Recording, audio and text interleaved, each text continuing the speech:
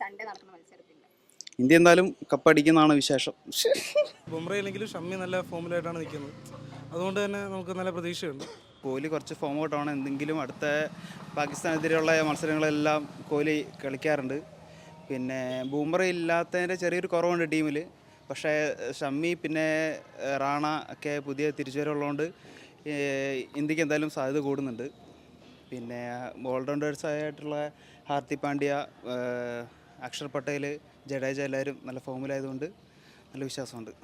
ഇന്ത്യയുടെ ടീം ഭയങ്കര ശക്തമാണ്. അതായത് ബുംറയില്ല എന്നാൽ കൂടി ഇന്ത്യക്ക് അത്യാവശ്യം ബോളിംഗ് സ്ട്രെങ്ത് ഉണ്ട്. കഴിഞ്ഞ മത്സരത്തിൽ തന്നെ കണ്ടു, ഷമി ഒരു 5 വിക്കറ്റ് എടുത്തു. ബാക്കിയുള്ള കളിക്കാരും അത്യാവശ്യം കുഴപ്പമില്ല.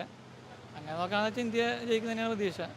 ബാറ്റിങ്ങിലും അത്യാവശ്യം നല്ല, കഴിഞ്ഞ കളിയിൽ കണ്ടല്ലോ ഗില്ലൊക്കെ സെഞ്ചുറി അടിച്ചു. അപ്പോൾ ഗില്ലും ഫോം തുടരുന്നും കോഹ്ലിയൊക്കെ ഫോമിലേക്ക് വരുന്നു പ്രതീക്ഷിക്കണം. ഇപ്പോഴത്തേക്ക് ഇന്ത്യയുടെ കറണ്ട് ഫോം വെച്ച് നോക്കുകയാണെങ്കിൽ ഇന്ത്യ തന്നെ ജയിക്കുകയുള്ളൂ. പിന്നെ സ്പിൻ ബോളിംഗ് പിച്ചാണ്.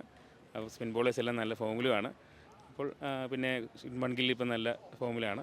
അതുകൊണ്ട് ബാറ്റിങ്ങും ബോളിങ്ങും ഓൾറൗണ്ട് പെർഫോമൻസ് ഉള്ളതുകൊണ്ട് ഇന്ത്യ തന്നെ ജയിക്കാനാണ് എല്ലാവരും ആഗ്രഹിക്കുന്നു. അതാണ് എല്ലാവരുടെയും പ്രതീക്ഷ. 2017 ഗ്രൂപ്പ് ഘട്ടത്തിൽ നന്നായിട്ട് കളിച്ചായിരുന്നു. പിന്നെ ഫൈനലിലേക്ക് എത്തിയപ്പം എല്ലാവരും നന്നായിട്ട് ബ്രൈറ്റ് ആയില്ല. പക്ഷേ ഈ പ്രാവശ്യം അതങ്ങനെ ഉണ്ടാവില്ല. നന്നായിട്ട് എല്ലാവരും കളിക്കുന്ന തന്നെ നല്ല വിശ്വാസമുണ്ട്. സാധാരണ ഇന്ത്യ പാക് മത്സരം എന്ന് പറയുമ്പോൾ നമുക്കൊരു വികാരപരമായ മത്സരങ്ങളാണ് നടക്കാറുള്ളത്.